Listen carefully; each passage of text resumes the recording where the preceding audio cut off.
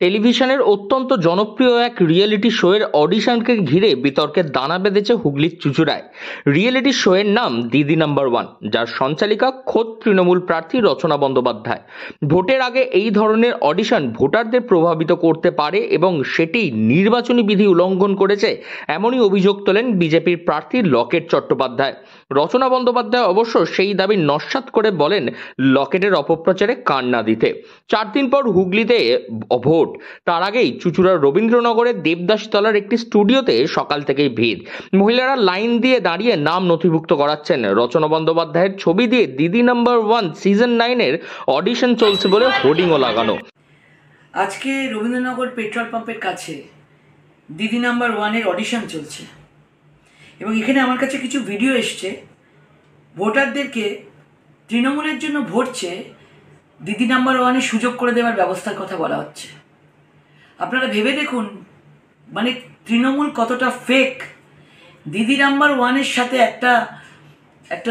একটা production house, আজকে সেই ক্ষেত্রে চ্যানেল, সেই প্রোডাকশন হাউস আজকে টাই আপ করে ভোটের স্বার্থে দিদি নাম্বার ওয়ানের মেয়ে মহিলাদের কাছ থেকে অডিশন নিচ্ছে যে তাকে ভোট দেওয়া হবে এবং তাকে অডিশনে ডাকা হবে। এইভাবে প্রোগ্রাম যেভাবে দিদি নাম্বার ওয়ানে শুটিং করছে এটা অবিলম্বে বন্ধ করা হোক। নির্বাচন কমিশন কেন এটা দেখছে না? এইভাবে মানুষকে শুটিং দেখিয়ে, শুটিংয়ের লোভ দেখিয়ে মানুষের কাছ থেকে ভোট চাওয়া হচ্ছে, অথচ মানুষকে পাকা বাড়ি দেওয়া হচ্ছে না, শৌচাগার দেওয়া হচ্ছে না, রেশন আজকে পোকা চাল দেওয়া হচ্ছে, আজকে মায়ের কোল থেকে বাচ্চা চলে যাচ্ছে তখন কেউ দেখছে না। দিদি নাম্বার ওয়ান থেকে ভোট দেওয়া হবে? আমি অবিলম্বে সবাইকে বলবো, সবাই সরব হন। এই নিয়ে বিজেপি প্রার্থী লকেট চট্টোপাধ্যায় তিনি অভিযোগ তোলেন, ভোটারদের প্রভাবিত করা হচ্ছে দিদি নাম্বার ওয়ানে সুযোগ করে দেওয়ার নাম করে। তাদের কিছু ভিডিও এসেছে, সেখানে তৃণমূলের জন্য ভোট চেয়ে দিদি নাম্বার ওয়ানে সুযোগ করে দেওয়া হবে বলা হচ্ছে। তিনি আরও বলেন, শুটিংয়ের লোভ দেখিয়ে মানুষের ভোট চাওয়া হচ্ছে, অথচ আবাসের বাড়ি দেওয়া হচ্ছে না, রেশনের পোকা ধরা চাল দেওয়া হচ্ছে, মায়ের কোল খালি হচ্ছে। আর এইসব দিক থেকে মুখ ঘুরিয়ে শাসক দল দিদি নাম্বার ওয়ান দেখিয়ে এখানে ভোট চাইছে। ঘটনার প্রেক্ষিতে রচনা বন্দ্যোপাধ্যায় তিনি বলেন, দিদি নাম্বার ওয়ান 365 দিনের শো। ভোটের প্রচারের মধ্যে কলকাতায় যাতায়াত করা তার পক্ষে সম্ভব হচ্ছে না। এর মধ্যে তৃণমূলের কোনো সম্পর্ক নেই, এর মধ্যে ভোট নিয়েও কোনো ব্যাপার নেই। ভোট এসে গেছে, এসব ফালতু কথা বলে নিজের ইমেজ নষ্ট করছেন লকেট চট্টোপাধ্যায়। রচনা ব্যানার্জি সারাদিন প্রচার করছেন এবং এখানে থেকেই কাজ করছেন, শুটিং করছেন দিদি নাম্বার ওয়ানের।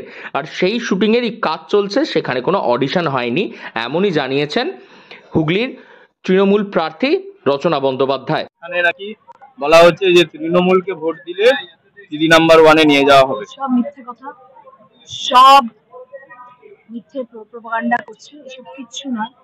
যেহেতু দিদি নাম্বার ওয়ান আমার একটা 365 দিনের শো, আমি সারাদিন প্রচার করছি, আমি তারপর রাত্রে গিয়ে দিদি নাম্বার ওয়ানে শুটিং করছি, তাহলে আমার নন টেলিকাস্ট হয়ে যাবে। এবং আমার পক্ষে কলকাতায় যাতায়াত করা যেহেতু আমার পক্ষে সম্ভব নয়, যেহেতু কলকাতায় যাওয়া আমার পক্ষে সম্ভব নয়, তাই এখানে আমাকে রাত্রে কাজ করতে হচ্ছে। এর মধ্যে তৃণমূলের কোনো সম্পর্ক নেই, এর মধ্যে কোনো রকম ভোট নিয়ে কোনো ব্যাপার নেই, কিচ্ছু নেই।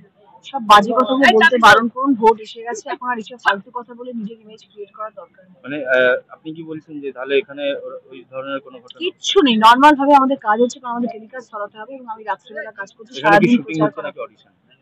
শুটিং হচ্ছে, আমি রাত্রিবেলা শুটিং করছি, সারাদিন প্রচার করার পর চুঁচুড়ায় শুটিং হচ্ছে। তবে আর মাত্র কয়েকদিন বাদেই নির্বাচনের আগে এই রিয়েলিটি শোয়ের অডিশন বা শুটিং, তাকে ঘিরেই এক নতুন করে রাজনৈতিক উত্তেজনা এবং চাপানুত্তর দানা বাজছে হুগলির চুঁচুড়ায়। হুগলি থেকে রাহি হালদার, লোকাল 18 বাংলা।